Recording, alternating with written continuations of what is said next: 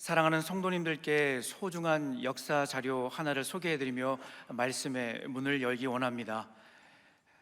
함께 보여주실까요? 굉장히 오래돼 보이는 이 문서에는 이승만 대통령의 친필 사인과 직인이 들어가 있습니다. 이것은 1950년 3월 1일 이분의 애틋한 조선 사랑에 대한 공로를 인정해드리며 추서된 건국 공로 훈장과 증서입니다. 내려주셔도 되겠습니다. 방금 소개해드린 이분은 바로 호머 헐버트 박사님입니다. 우리에게는 선교사님으로도 더 잘 알려져 있는 분이지요. 마포구 합정동에 위치한 양아진 외국인 선교사 묘원에 가면 누구도 찾지 않고 아무도 알아주지 않았던 동방의 작은 나라 조선에 찾아와 자신의 생명까지 주님께 드리며 복음을 전하신 145명의 선교사님들이 안장되어 있습니다. 사랑하는 성도님들께서도 한 번쯤 방문해 보셨을 것입니다. 묘원을 가이드해 주시는 분의 인도를 따라 가다 보면 가장 먼저 소개해 주시는 한 선교사님의 묘비를 발견하게 됩니다. 거기에는 이런 글이 기록되어 있습니다. 나는 웨스트민스터 사원보다 한국 땅에 묻히기를 원하노라. 이 묘비 글의 내용을 유언으로 남기신 분이 바로 헐버트 선교사님입니다. 헐버트 선교사님은 1886년 7월 5일 조선 땅에 첫 발을 내딛게 됩니다. 잘 알고 계시는 것처럼 선교사님은 우리나라에서 교육가로도 활동을 하셨습니다. 최초의 한글 교과서 3인 필지를 만들고 독립운동가인 서재필, 주시경 선생님과 함께 독립신문을 만들었습니다. 그리고 1907년에는 헤이그 특사로 활약을 하기도 하셨지요. 하나님께서 처음 헐버트 선교사님을 한국에 보내신 상황은 굉장히 특별했습니다. 몇 가지 자료를 찾아보니 1882년 당시 조선은 미국과 조미수 통상조약이 체결되고 조선은 미국 정부에 3명의 교사를 파송해 달라고 요청했습니다. 그리고 특별히 선발된 3명 중에 한 사람이 바로 헐버트 선교사님이었습니다. 이 과정 역시 참 신기했습니다. 처음 헐버트 선교사님은 조선에 대해 전혀 관심도 없었고 아무런 정보도 없었는데 다만 학창시절 세계지리에 흥미를 가져 코리아, 조선이라는 이름과 위치 정도만 알고 있었다고 합니다. 그런데 무언가에 이끌려 정말 이해할 수 없는 누군가에게 이끌려 조선 땅을 밟게 된 것입니다. 그분은 누구실까요? 바로 생명의 영이시며 살리는 영이신 성령님이신 줄로 믿습니다. 지금으로부터 약 140여 년 전 생명 구원과 부흥의 역사를 위해 한 사람에게 찾아오신 성령님께서 동일하게 약 2000년 전 이방인의 사도로 부르신 바울에게 너무나 분명한 메시지를 전해주시는 것을 확인할 수 있습니다.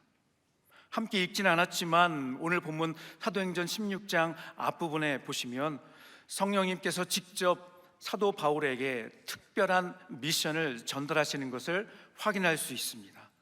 사도행전 16장 6절 7절 말씀 함께 읽겠습니다. 성령이 아시아에서 말씀을 전하지 그들이 부르기아와 갈라디아 땅으로 다녀가 무시아 배에 이르러 비두니아로 가고자 했으되 예수의 영이 없지 아니하시는지라. 사도 바울은 지금 2차 전도 여행 중에 있었습니다. 다메섹으로 가는 길 가운데 만난 예수님으로 인해 그의 인생은 180도 변화되었고 주체할 수 없는 복음에 대한 열정으로 가는 곳마다 주를 향한 전심과 한 영혼을 향한 진심으로 예수 그리스도를 전했습니다. 사랑하는 성도 여러분, 전심과 진심이 만나면 어떤 일이 일어날까요? 바로 기적이 나타나는 줄로 믿습니다. 우리는 지난 10월 23일 제2회 한국교회 섬김의 날을 통해 이 사실을 확인하신 줄로 믿습니다. 사도 바울이 이와 같은 마음을 가지고 생명의 복음을 전할 때 수많은 사람들이 주께 돌아오며 나면서부터 걷지 못했던 사람이 벌떡 일어나 걷게 되는 기적이 나타났습니다. 이런 놀라운 복음의 역사를 경험하자 바울의 마음이 더 뜨거워졌습니다. 그래서 아시아에서 복음을 전하고 비두니아 지역으로도 달려가려고 했던 것입니다. 그런데 성령님께서 그 길을 막으시는 것이었습니다. 마치 내비게이션의 목적지를 입력하고 잘 가고 있는 줄 알았는데 한 여인의 음성이 들리는 것처럼 말입니다. 경로를 이탈하셨습니다. 전방 100m 앞에서 직진 아니고 좌회전입니다. 진정한 복음의 사도 바울은 아시아와 비두니아로 가려고 했지만 그것은 잘못된 경로였던 것입니다. 그래서 성령께서 밤에 환상 가운데 마게도냐 사람 하나를 바울에게 보이시며 이렇게 말씀하셨습니다. 건너와서 우리를 도우라. 건너와서 우리를 도우라. 바울이 가고자 했던 목적지가 아니라 하나님께서 원하시는 그곳으로 재설정해 주신 것입니다. 그런데 중요한 것은 바울의 반응입니다. 사도행전 16장 10절 말씀 함께 읽겠습니다. 바울이 그 환상을 보았을 때 우리가 곧 마게도냐로 떠나기를 힘쓰니 이는 하나님이 저 사람들에게 복음을 전하라고 우리를 부르신 줄로 인정함이러라. 저 사람들에게 복음을 전하라고 우리를 부르신 줄로 인정함이러라. 이전에도 그랬던 것처럼 지금도 여전히 주님의 부르심에 오직 순종하는 모습을 볼 수 있습니다. 하나님께서 보내시는 재설정된 목적지를 따라 순종한 바울을 통해 또 어떤 기가 막힌 복음의 스토리를 이어가실지 기대가 됩니다. 계속해서 대학부 팀장으로 섬기는 이윤기 목사님께서 말씀 전해 주시겠습니다.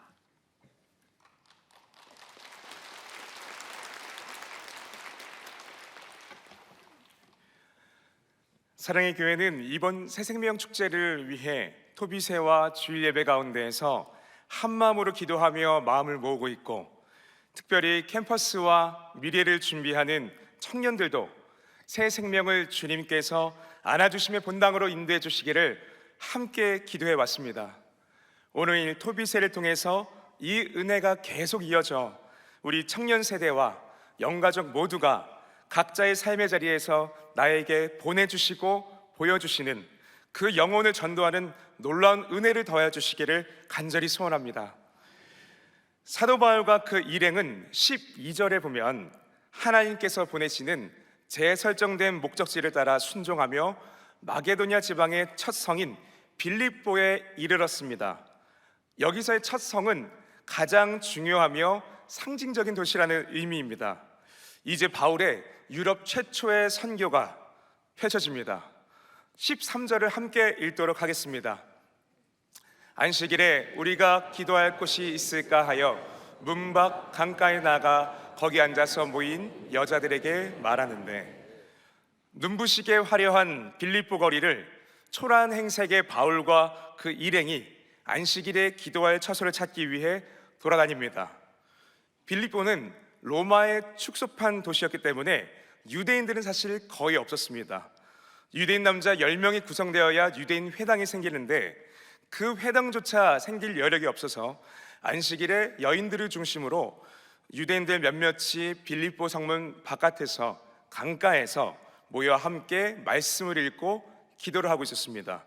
바울은 그 강가에 모여있던 유대 여인들 틈에서 한 여인 루디아를 만납니다. 14절을 함께 읽도록 하겠습니다.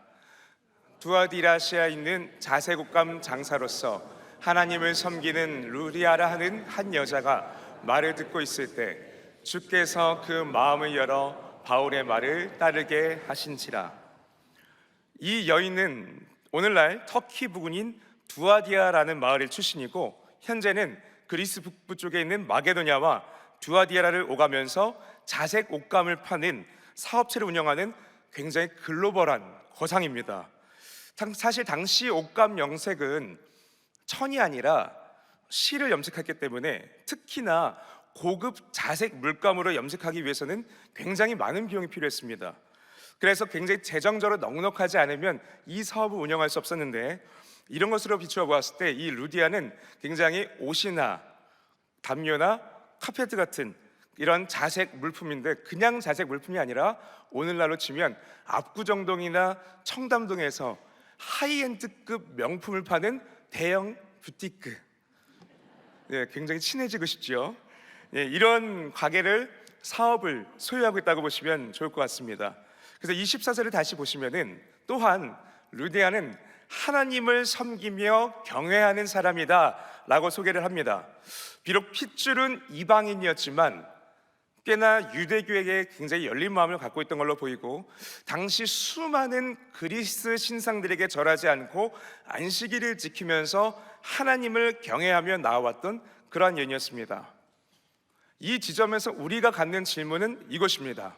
사회에서도 크게 성공하고 자신의 나름의 신앙과 신념도 투철했던 이 루디아가 도대체 어떻게 복음을 받아들였는가?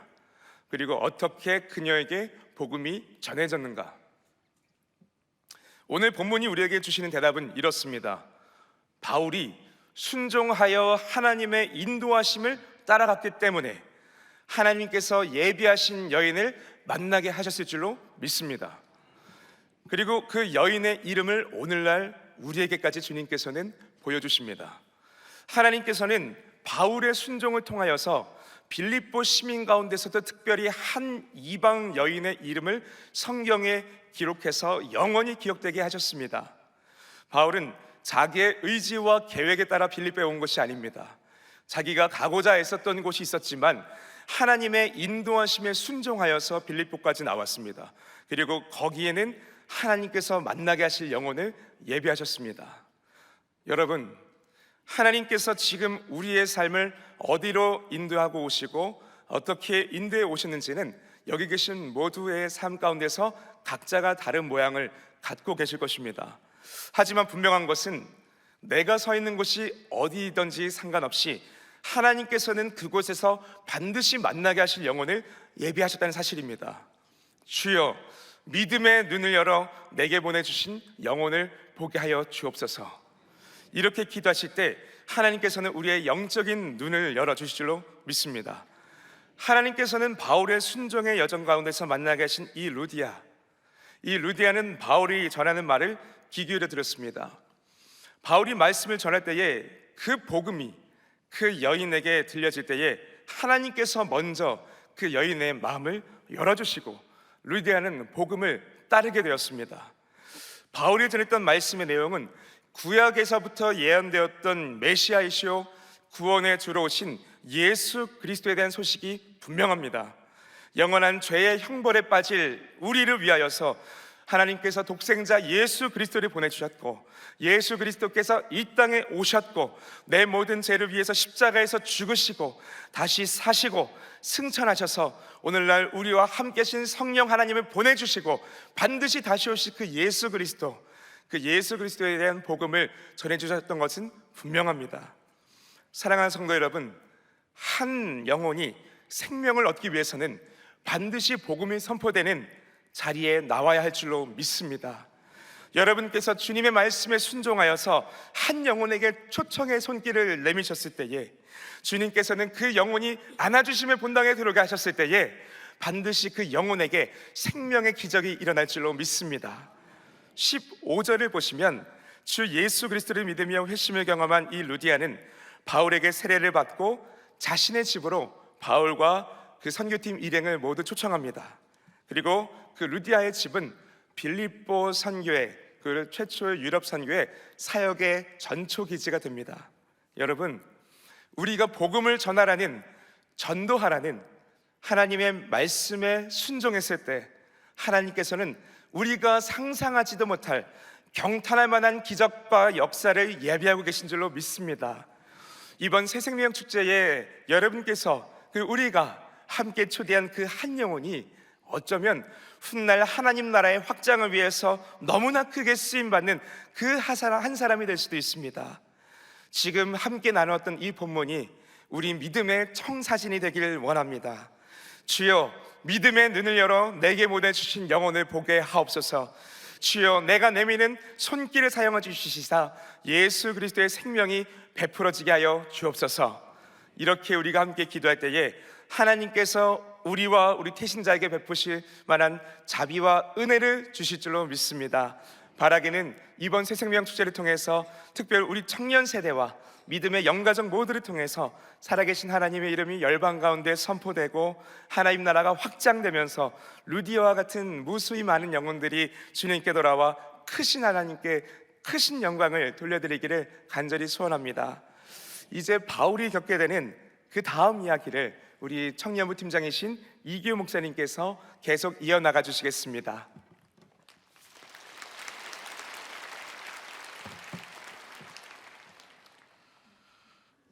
순종하여 나아가는 이 길이 순적하면 너무나 좋을 텐데요. 하지만 복음을 전도하며 나아가는 이 길에 성도의 앞에는 뜻밖의 어려움이 찾아오기도 합니다. 바울은 한 여종을 만나게 됩니다. 그 여인은 귀신에 들려서 점치는 것으로 주인들의 돈벌이로 살아가고 있었습니다. 바울은 그 여인을 향하여서 예수 그리스도의 이름을 명하여 그 여인을 비로소 자유케 하였습니다. 그러자 그 여종의 주인들은 자기의 수입원이 끊어진 것을 알고 바울을 고소했습니다. 바울은 그 옷이 찢겼고 매를 맞았고 그리고 발에는 착고를 차고 깊은 감옥에 갇히게 됩니다. 마치 복음의 행진이 멈춘 것과 같은 그러한 모습을 우리는 말씀을 통해서 보게 됩니다. 오늘날도 복음을 전하고자 하는 그 성도의 삶에는 두 가지 감옥이 있는 것을 보게 됩니다. 첫 번째로는 바로 물리적인 핍박의 감옥입니다. 지금도 많은 선교사님들이 물리적인 공격과 핍박과 그리고 냉대와 그런 어려움 속에서도 그 삶을 바쳐서 세계 선교 일선에서 그 하나님 나라의 복음을 전하며 한 영혼 한 영혼을 예수 그리스도의 온전한 제자로 세워가고 있는 것을 우리 모두가 잘 알고 있지 않으십니까? 또 한 가지의 감옥은 바로 마음의 감옥입니다. 16장 21절에 보면 로마 사람인 우리가 받지도 못하고 행하지도 못할 풍속을 전한다. 바울은 이렇게 고소를 당했습니다. 우리가 받지도 행하지도 못할 풍속을 전하는 것으로 그렇게 고소를 당했습니다. 오늘날도 복음은 하나의 개인적인 신념 정도로 생각하는 그러한 이 세상에 오해가 분명히 있습니다. 그리고 믿지 않는 그 세상 사람들이 교회를 향해서 갖고 있는 거친 불편한 시선이 있는 것 또한 사실입니다. 문제는 이러한 상황에서 그 세상 사람들의 오해와 시선이라고 하는 그 감옥에 우리 스스로를 가두는 것입니다. 교회에서는 아멘이 됩니다. 그런데 정작 일터와 또한 가정에서는 또 직장에서는 마치 종교를 드러내면 안 된다라고 하는 그러한 생각 때문에 조금 더 고상하고 조금 더 아름다운 방법과 다른 무엇이 나타나기를 기다리면서 혹시 복음의 신을 신은 그 신을, 그 발을 착고에 스스로 채워놓고 있지는 않으신지요? 하지만 성경은 우리에게 분명히 말합니다. 하나님의 복음이 곧 하나님의 능력입니다. 로마서 1장 16절에서 내가 복음을 부끄러워하지 아니하노니 이 복음은 모든 믿는 자에게 구원을 주시는 하나님의 능력이 됨이라. 아멘. 또 바울은 이어서 이렇게 말합니다. 형제들아, 내가 너희에게 나아가 하나님의 증거를 전할 때 말과 지혜의 아름다운 것으로 아니하였으니, 함께 읽겠습니다. 내 말과 내 전도함이 설득력 있는 지혜의 말로 하지 아니하고 다만 성령의 나타나심과 능력으로 하여 너희 믿음이 사람의 지혜에 있지 아니하고 다만 하나님의 능력에 있게 하려 하였노라. 아멘. 복음은 풍속이나 개인의 신념이나 취향이 아닙니다. 복음은 모든 믿는 자에게 생명을 주시는 하나님의 유일한 능력이 되는 줄 믿습니다. 그러므로 복음은 장소와 환경을 가리지 않습니다. 루디아를 비롯한 그 여인들이 가득히 모여있는 그 강가에서건 혹은 신음과 습함과 매질이 있는 그 음침한 감옥에서건 그 어떠한 환경도 장소도 복음을 막을 수 없는 줄 믿습니다. 오늘 본문에서 큰 지진이 나서 충분히 도망갈 수 있음에도 불구하고 도망가지 않은 그 바울과 실라 앞에서 간수는 묻습니다. 선생들이여, 내가 어떻게 하여야 구원을 받으리까? 여기에 바울의 대답은 너무나도 명확합니다. 우리 함께 읽겠습니다. 이르되 주 예수를 믿으라. 그리하면 너와 내 집이 구원을 받으리라 하고. 아멘. 주 예수를 믿으라. 그리하면 너와 내 집이 구원을 받으리라. 주 예수를 믿으라. 그리하면 너와 내 집이 구원을 받으리라. 아멘. 오늘도 하나님께서는 저와 여러분의 그 전도의 발걸음과 전도의 입술을 통하여 생명의 문을 지금도 열어가시는 줄 믿습니다. 사랑하는 성도 여러분, 오늘 마지막으로 이 모든 일이 하룻밤 사이에 일어난 일이라는 것을 우리 모두가 주목하기를 원합니다. 감옥에 갇힌 상황에서도 여전히 전하고 증언하게 하시는 그 하나님께 찬송하고 기도할 때 우리 하나님께서는 모든 것을 여셨습니다. 우리 하나님께서는 그 밤에 옥문을 여셨습니다. 우리 하나님께서는 그 밤에 모든 착고를 푸셨습니다. 그리고 우리 하나님께서는 그 밤에 그 단단히 갇혀있던 그 로마 간수의 마음도 여신 줄 믿습니다. 바울과 실라와는 일면식도 없는 전혀 생면부지의 그 로마 감옥 간수가 하나님께 돌아오는데 필요한 시간은 단 하룻밤이면 충분했습니다. 저희 청년부지체가 교회를 한 번도 다녀본 적이 없는, 정말 어릴 때부터 알고 지내온 그 친구를 이번 새세명 축제 때 초대하면서 저에게 전해준 그 한마디의 말이 계속해서 마음에 남아 있습니다. 이번 주일에 서초역에서 만나기로 했습니다. 그리고 새세명 축제인데 오지 않을래? 흔쾌히 오겠다고 했습니다. 물론 여기에는 연애의 이야기도 한몫했습니다. 그런데 그 초대받은 친구가 이렇게 덧붙였다고 합니다. 그런데 나 그동안 착하게 살지 않았는데 교회 가도 괜찮을까? 사랑하는 여러분, 그런데 그 말이 계속해서 마음에 남습니다.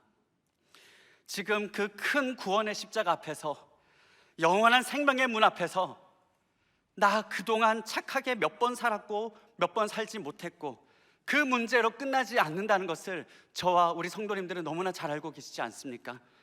더 크고 영원한 생명과 사랑의 그 더 큰 사랑이 앞에 있는데 여전히 다른 것을 찾아 헤매고 있는 그러한 이들이 지금 우리 가정에, 우리 일터에, 우리 동료 가운데 그렇게 존재하고 있지 않습니까? 그런데 그 영혼들을 오늘 그냥 두시겠습니까? 사랑하는 여러분, 오늘 먼저 이 새벽에 이 새세명 토비새에서 우리 모두가 이 태신자를 품고 간절한 마음으로 함께 기도하며 나아갈 때에 우리 하나님께서 친히 우리 입술을 사용하셔서 이번 새세명 축제 가운데 구원의 문을 활짝 열어주실 것을 믿습니다. 이러한 소망을 가지고 함께 기도하시겠습니다. 생명의 주관자 되시는 하나님 아버지, 감사합니다. 오늘도 영혼 구원의 기쁨과 감격의 길로 초대하시며 생명의 문, 구원의 문을 열어가시는 하나님을 기대하게 하시니 감사드립니다. 오늘 한 영혼 한 영혼을 애타게 찾으시는 하나님의 목자의 심정을 물붓듯 부어주사 기도하며 찬송하며 담대히 복음 전할 때 모든 메인 것과 막힌 것을 여시는 하나님의 생명의 기적을 체험하게 하여 주옵소서. 203350 대한민국 2천만 구령운동의 풍성한 열매로 성큼 다가서는 새세명 축제 되게 하여 주옵소서. 우리의 생명 되시는 예수님의 이름으로 기도드리옵나이다. 아멘.